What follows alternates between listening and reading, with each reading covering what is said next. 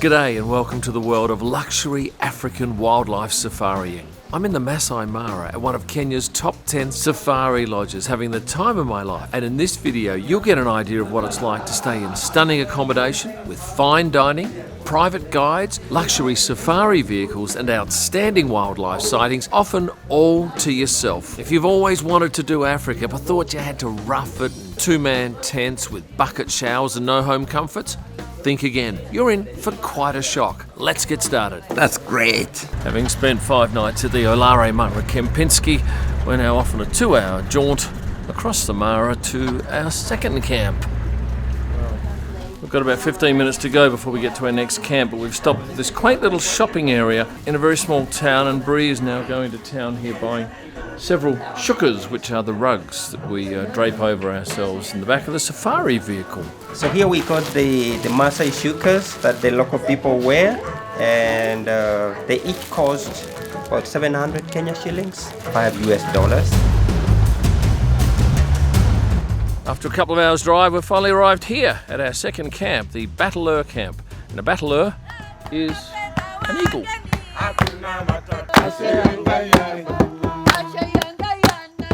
Hello, Mr. Kim. This is similar to camps we've been in before, where they have this lovely deck that overlooks the plains, and it's very well furnished. There's a great bar, no Southern Comfort, and that's what surprised me. Last camp they had Southern Comfort, but certainly it's upmarket. In fact, it's right up there. It's quite glorious. We just realised that we stayed at this camp, what year? 2014? 2015, 8 years ago. And we're back here, and we didn't even realise it when we drove in. So we are return guests and very happy to be there. Well, this is something special. There are 9 tents in this section of the Bateleur camp, and then there's another 9 tents in the south section. But our view out here is spectacular. It is fenced with electric fences, but they still say you need at night to have security walk you around. The room, it's just behind me. Unbelievable. So many beautiful touches. It's spacious, it's elegant. If you're a gin drinker or an Amarula drinker, you'll be pretty darn happy because you've got your own stock right here in the room. And it's not like they have all the tents in a row. They're well scattered. In fact, it was a very long walk to get here. Not that we don't need the exercise. And what is the price per night? Well, it was all lumped into one, but it was just a little bit over a lot, but very nice. You couldn't be unhappy with this. This is the bathroom that adjoins the main eating area. And when you wash your hands at the sink, you look out over the beautiful garden. And there's an infinity pool that overlooks the plains. Superb. Just superb. Yeah, that's great. How was your balloon trip? Very, very good. It was really good. It was Yeah, it was really good. So we've joined Tyler and Bree, who went on the hot air balloon ride for breakfast out here on the plains. And it's quite a nice spread. And there's even a makeshift toilet underneath the tree. What have we got? Today we have omelette, scrambled eggs. I'll have a 3-egg omelette, please, with cheese and tomato. I'm gonna make you a very huge omelette. Good man. Thank you so much. Super. Super. You are welcome. Okay, son. Enjoy. Oh, how good's that? Thank you. Thank you. Oh, look at the lens, has got water all over it. Nice. We've just come back from our first game drive here. Spent a bit of time with some elephants and managed to get some low-level shots, which were lovely to look at, and they were really calm animals. This one was even frisky. Anyway, we're going to head back now for a shower, then we'll be up there for something to eat. And if lunch was anything to go by, it will be spectacular. And this would have to be the strongest water pressure I've ever had in Africa, maybe in any hotel of the world. Now, by day, the room that we checked into is absolutely superb, but come night time, it really comes into its own, much like this area here, which is so beautiful. And tonight, there's our group and one other, and we've got the whole place to ourselves. It's so calm, so beautifully decorated, and if it gets too cold at dinner, everybody's got a shuka. Boo! What was your dinner? That was superb. It's our second day at the Bateleur camp, and we've been driving around for some time today with not much on offer, except, oh yes, some giraffes on the track, which was quite a nice photo. And in this car, I should say, Paul has normally got 6 passenger seats, and if you had 6, it'd be a little bit uncomfortable, especially with the amount of photo gear we've got. But he's taken out one of the seats and provided this lovely little no man's land here, which is very handy for sticking all our stuff on the floor. Well, Paul spotted the Rhino car that accompanies the Rhino because they're highly sought after by poachers and they have full-time security. So now we've picked up the speed and we may be on to seeing one of the rarest creatures in Africa and I'd say the world. Good news, guys, it's over to our left. Not a very good photo and it's a long way away. Oh gosh, I've got mud all over me. Look at this.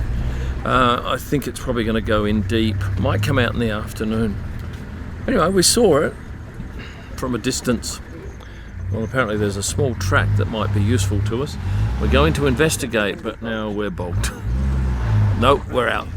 We're going on a very ordinary track to get closer to the rhinos. Oh, it's all over the place. Well, we've come along this very boggy track and it's been uncomfortable and we're probably still 750 metres from the rhino and we're debating now whether we wait for it here or we cut our losses and go and have lunch. We waited for an hour and the rhino didn't move, so we're going back to have lunch. So what makes a luxury safari? It's the location and the facilities. You know, the public lounge here, you know, I've seen you skipping a game drive yesterday because it's very conducive, you know. There are books to read, internet, looking out on the plains. I've never seen you skip a game drive, so that means this is a very good place.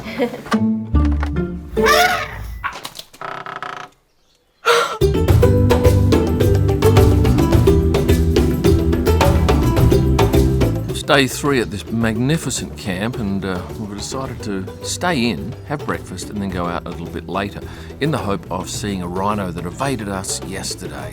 Look at the steam coming off the vehicle here, it's quite beautiful.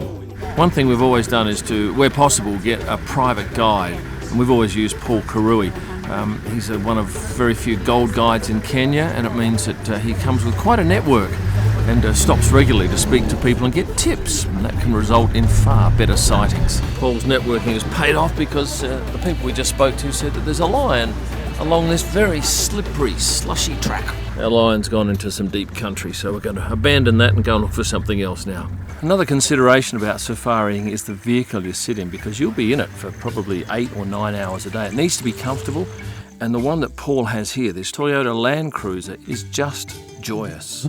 We've been in some pretty ordinary vehicles over our time, and one in particular had no suspension, and that was hell for 2 days before we got it changed. Let's have a look at what... first time I did, I was going to do this.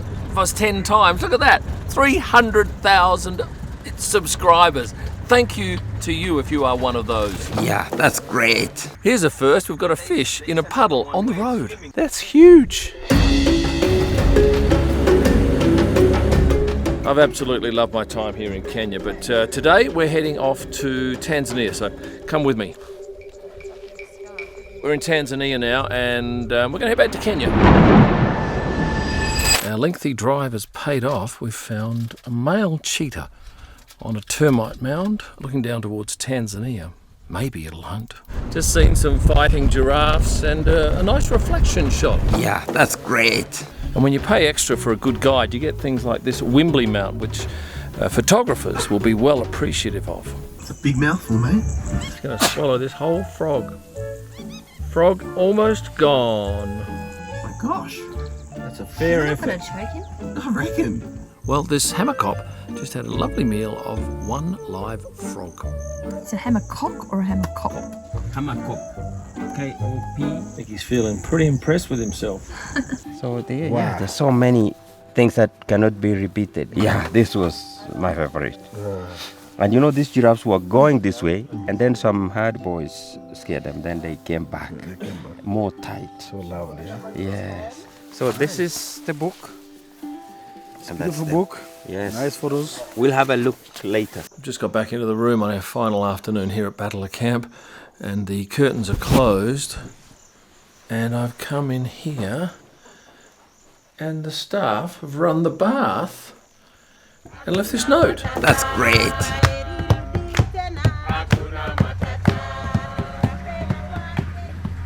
And with that, that is the end of our 9 nights here in Africa. Now we head back to the airstrip for the first of 2 flights today. If you've enjoyed this video, please hit the like button, subscribe if you haven't done so, and become a member of the channel. I'll appreciate that. And if you're looking for a whole lot of merchandise, F1 content and wildlife books, all the details are here. Thanks for watching. And stay passionate.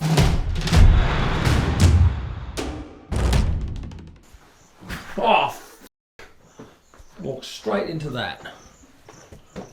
Quit.